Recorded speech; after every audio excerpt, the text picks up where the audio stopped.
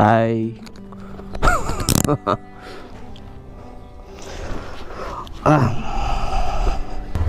Ay, makulimlim na naman ng umaga. Ang oras natin ngayon mga paps is 8:05 na ng umaga, no? At eto, makulimlim na naman. Ilang araw umaraw, siguro mga 2 araw. Tapos tuloy-tuloy na naman yung kulimliman eh.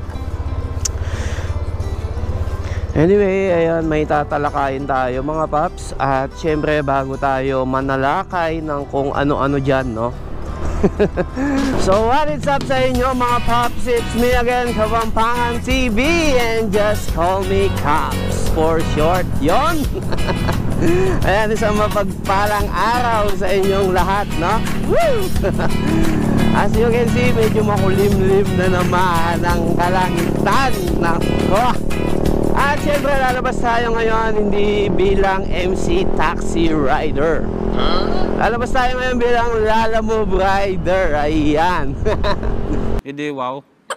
So pasensya na, ngayon lang tayo nakakapag-vlog mga paps. At hindi ako nakapag-vlog ng holiday season, yung mga Christmas season. Ayan, bago ang lahat, ayan, shoutout muna sa ating mga Lala Pops dyan. At sa mga ka-MC Taxi Rider natin dyan na lumabas ngayong araw. Ride safe po sa ating lahat, no? So hindi tayo nakapag-MC Taxi, mas pinili kong maglalamove ngayong holiday season. Kasi pag MC Taxi kasi mga Pops, iisa lang ang pwede nating dalhin. Oo, malakas ang MC Taxi. Kaso mas malakas si Lalamove at tatlo ang pwede mong dalhin sa iisang biyahe lang kay Lalamove. Ayun. Kaya mas pinili kong maglalamove muna bago mag-MC Taxi, no? Hindi muna tayo mag-MC Taxi, siguro next year na. At isa pa mga paps, na off-ship tayo kay Maxim. Oh no! So ito ngayon ang tatalakayin natin ngayong araw for today's video. Ayan, kung bakit tayo na off-ship kay Maxim. So hindi ko alam, wala akong alam kung bakit na off-ship tayo kay Maxim. Last labas ko Wednesday yun eh, Wednesday. So naka 12 na bookings tayo noong Wednesday. After noon, lalabas sana ako ng Saturday mga paps. Dahil Thursday at Friday hindi ako nakapag MC Taxi, hindi ako lumabas, nagpahinga ako. Mag-MC Taxi sana tayo. Nang i-open ko ang app natin kay Maxim mga paps, naka-off ship na siya. So wala nang delivery na lumalabas. Huwag kayo iiyak. Hindi ko alam kung bakit, no? Maging magalang naman ako sa mga CS, marespeto naman ako sa mga CS. Hindi naman ako kaskasero kung mag-drive kasi mas inuuna ko yung pag-iingat, lalo na meron tayong angkas, no? Kasi iba yung angkas, iba yung bigat, timbang ng angkas kesa sa mga dala natin kay Lalamove. So mas pinipili kong maging maingat. Ayan, kay Maxim. So yun ang pinagtataka ko lang kasi hindi ko alam bakit ako na off-ship. So wala na yung office nila dito sa may Balibago, no? Dahil hindi nga pumasa, na-cancel yung permit nila dito sa Angeles. Sa Pampanga na rin, syempre. Kaya walang customer supports na sumasagot sa akin. So nag-chat na nga ako dun sa customer support mga paps. Wala talaga eh. Tapos nung i-open ko, pinapapicture ulit ng app ni Maxim yung aking license. Ayan, yung aking driver's license.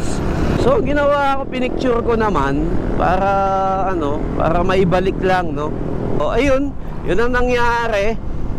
Kaya ngayon hindi tayo mag-MC Taxi, mas pipiliin ko pa rin ang Lalamove ngayon. Although 28 ngayon, medyo matumal pa rin kahit papano si Lalamove. Kasi ang malakas talaga kay Lalamove yung 30 to 31. Ayan. So tingnan natin ngayon kung mabibless tayo, no? Siguro mga paps, isang linggo na siya o mga 8 days to 10 days na naka-off ship yung ating app kay Maxim. Hindi ko alam bakit talaga. Kaya tinatanong ko dun sa customer support, sabi ko hindi ko naman po alam. Pwedeng pa-review po ng aking account kay Maxim kasi wala po akong alam na violation eh. Kung may violation man po ako, please pakisabi naman po sa akin para naman na maiwasan ko. Pero para sa akin mga paps, wala talaga akong violation kay Maxim. Hindi ko alam bakit, no. Pero ang iniisip ko dito na violation dahil siguro hindi ako pumunta ng office at nag-apply lang ako through online. Pero hindi din ganun eh. Kasi tuloy-tuloy naman na ako eh. Hindi ko lang alam kung bakit talaga eh. Pero it's okay, ganun pa man, may joyride pa rin naman tayo. At the same time, nandito pa rin naman sila Lamob, no? Kahit pa paano eh, may dalawang app pa tayo. At siguro mag-MC taxi tayo after na tong holiday season mga paps. Siguro pag may pasukad na ulit. So yun lang mga paps. Ayan, at diretso muna tayo ng Angeles bago tayo kumuha ng bookings. Kasi dito sa may Magalang, puro Magalang eh. Magalang to Angeles ang booking. Kaso malayo tayo dun, puro 8 km to 9 km. Syempre hindi naman natin kukunin yun. Anyway, ang diskarte natin kay Lalamove, alam na kailangan natin kumuha ng kasabay. Hindi tayo pwedeng i-deliver lang natin yung isang order. Yun kung malapit lang naman, pero kung medyo malayo, San Fernando, Magalang, Mabalacat, so kailangan nating sabayan yan, basta't wag lang mga paps na pagkain ang i-deliver natin. So kausapin din natin yung ating CS, no? Yung ating mga magiging CS. Huwag niyong kalimutan yun mga paps, na kausapin yung CS.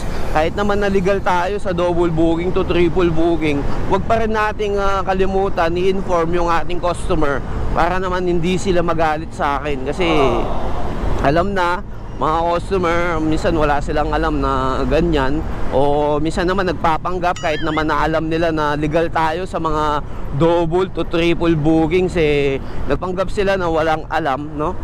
So hindi natin masabi mga paps, iba-iba din kasi yung mga pag-iisip ng mga nagiging customers natin dito. Hindi ka nakakuha doon, ang daming pamagalang papunta dito. Santa Lucia? Sa akin pumapasok 8 km to 9 km pa lang, pick up na eh. Hindi ko naman mapuntahan eh, nasa kalagitnaan, San Jose pa lang ako. Gaba, no? Pero kita tayo doon. Punta muna kami tambayan mga paps. Ito nga pala, hindi tayo makakapag-vlog ng full vlog muna ngayon mga paps. So ang vlog natin ngayon is for Maxim lang talaga, yung ating pagka-off shift, no? Hindi ko alam bakit eh. Alam nyo mga paps, nakakahinayang din naman na ma-off shift ka kay Maxim. Lalo na si Maxim, malaking tulong din si Maxim eh. Lalo na pag may pasok yung mga bata. A few minutes later. O, lawan daw pa, pick up ang Yasagli.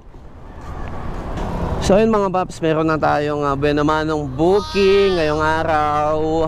At pick upin muna natin to. Malapit lang naman siya, pero ang drop nito sa may Sindalan mga paps. So kailangan natin tong sabayan. So waiting tayo ng pangsabay after natin ma-pick up to. Kasi hindi tayo babiyahe ng iisa lang ang biyahe natin mga paps. Allowed kasi tayo mga paps, alam nyo yan. So diretso muna tayo doon sa may pick up location. LCD lang po sabi niya. Di kaya ako bawalan doon madam? Dito lang sa tapat na itong kabila. Yan? Hindi po, yun.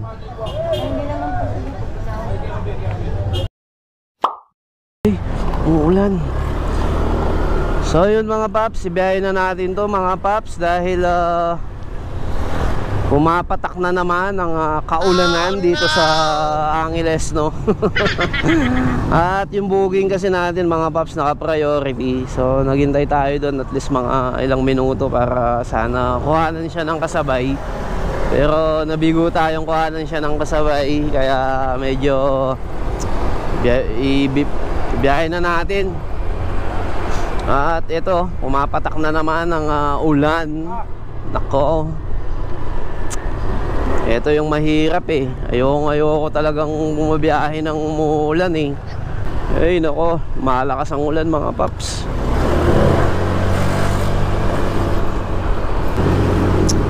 Ay nako, ulan, ano ba yan?